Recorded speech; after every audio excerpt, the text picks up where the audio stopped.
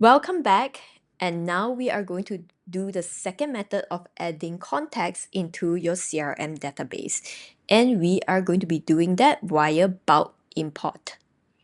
In the first video, what we did was we manually add those contacts in, and I went through the CRM dashboard as well as the individual profile dashboard. So if you want to know more about those, you can watch the previous video. But without further ado, let's get started. So right now, you first need to get your sample data. And in this case, I already have one, and you can see how the file looks like. There is email address, first name, last name, and so on and so forth. So just click here and you'll be led to this document over here. All you need to do is click on Files and click on Download. You can either download it as Microsoft Excel or CSV. Once you're done, let's head back. Now for step 2, we are going to be starting the import process. Okay, so now go to hubspot.com, go to CRM, go to contacts. And for me, I have many contacts here because I previously imported some contacts. Yours might be pretty empty. All you need to do is to go to import at the top right. Click on import. There is import a file, sync from apps, and transfer your data. So we're using option 1. There's option 2 and option 3. They are pretty straightforward. All you need to do is to follow the steps here. But let's go to import a file. Click on import data and you'll be led to this page. There is an import guide over here which you can check out if you want to. And if you want to, you can also download the sample spreadsheet to check it out as well. But for us, we can start importing soon. We are at step 3. What information do we have in our spreadsheet and how is it linked to the below here? So when you click on Start Import, you will need to map it accordingly. And there is card, companies, contacts, deals, and so on and so forth. We look at email, first name, last name, job title. All this sounds like a contact information. Mobile as well sounds like contact information. However, when we look at life cycle stages, lead status, as well as company name, it sounds like something else. But just to keep this short, sweet, and simple, all these things are actually under contacts, right? Because the contact is also linked to a company. The contact is also linked to the life cycle stages. Are they marketing qualified leads, sales qualified leads? So this life cycle is where the marketers as well as the salespeople will look into to understand at what stage these people are at now. And this lead status is mainly for the salespeople to say if they have engaged them and if they have contacted them. Now we are left with the company. I'm going to do a little bit of an explanation here. It's kind of like a detour, so you can skip this portion if you want to. But for people who are curious, should company be under contacts or should company be under companies? Let's talk a little bit about databases. So when you click on Start Import, you'll be led to this. And there are multiple different databases within HubSpot itself. So there's one database purely on cards, one database purely on companies, one database purely on contacts, and so on and so forth. So the big question is this company name inside company database or inside contacts database? And the best way to find that out is to see how HubSpot does it. So going to hubspot.com, so I have opened a separate tab purely for this, just FYI.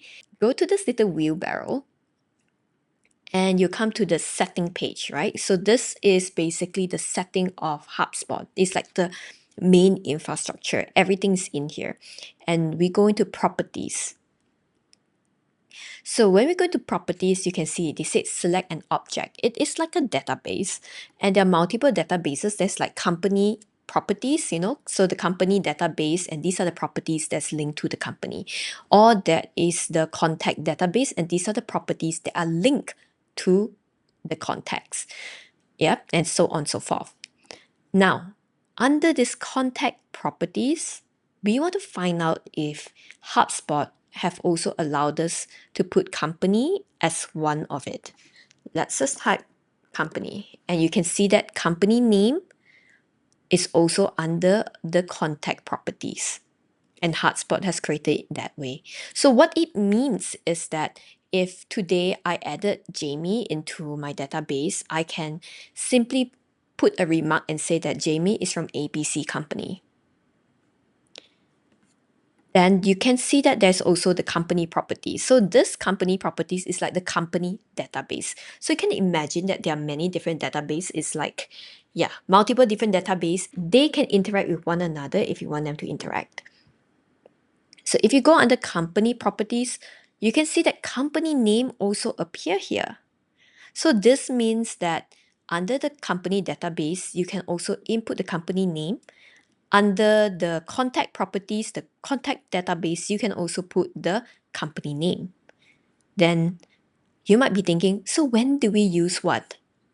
Well, if today your goal is to only focus on the contact, maybe your business is more for B2C sort of business, where the company name is not such a big deal. It's like, let's just say if I'm selling jewelry today, it doesn't matter which company you're from, but it's additional good information for me to key that in.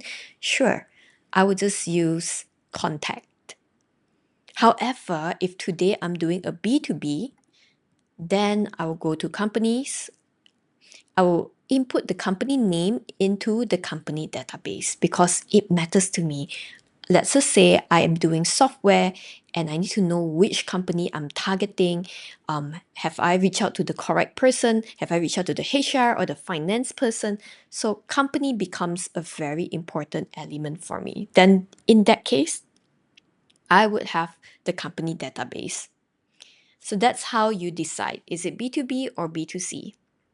And also, to make it a little bit more advanced as well, you can have two different databases. Let's just say the contact database as well as a company database, and you can let them communicate with one another.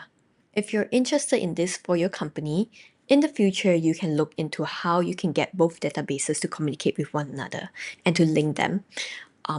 But for now, we are all starting out, so let's just focus on one first. And right now, we will be focusing on the contact database. All right, now let's come back to this. All you need to do is click on contacts, click next, and drop the file here. So you can see that it's a CSV or a Microsoft Excel file. Choose a file.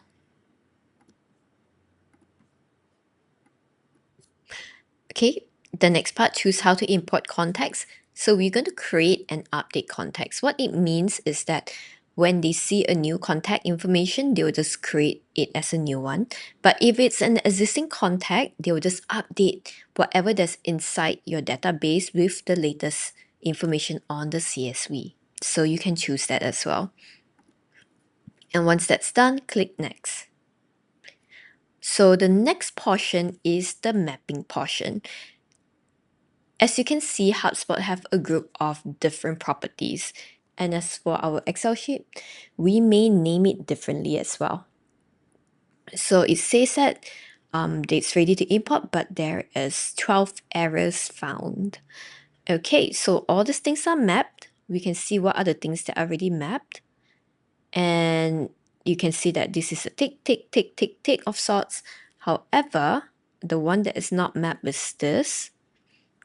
So let's see. He said it is under contact properties, and then we need to choose. So this is phone. Let's just type phone. So there is mobile phone number, or WhatsApp phone number. You can choose either one, but just for the sake of this, let's just choose phone number. Once this is mapped, you will see that there is a green tick here. And there's a life cycle stages, everything is good. And over here, it says for lead status, there's an error. We have to read the error. It says that invalid enumeration option. So this column has values that don't match the options that were given. So let's see. From our Excel sheet, it says attempt to contact. So let's see what's the replacement value. And these are the lead status that is being provided by Hubspot. So attempt to contact. Okay, new, open, in progress, open deal, unqualified.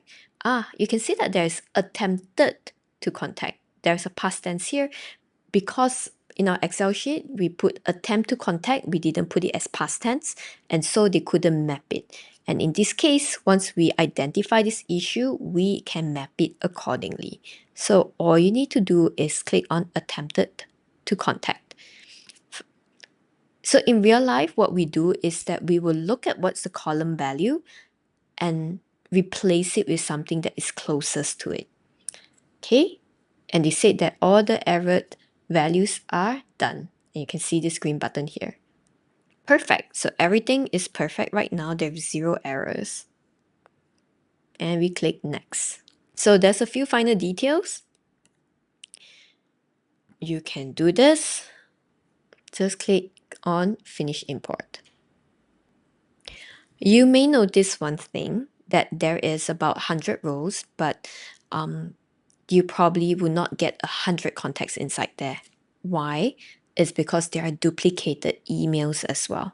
So remember, if one person has inputted their names 5 times but with the same email, Hubspot is really smart. They will treat that person as one person as opposed to 5 different people, because email is a key identifier of a person. See? So there are 15 errors. Why? Because they are duplicate alternate IDs. And so these values are not imported. Right? So once that is done, go back to your CRM and check your contacts. And you should see that all your contact information is in there right now.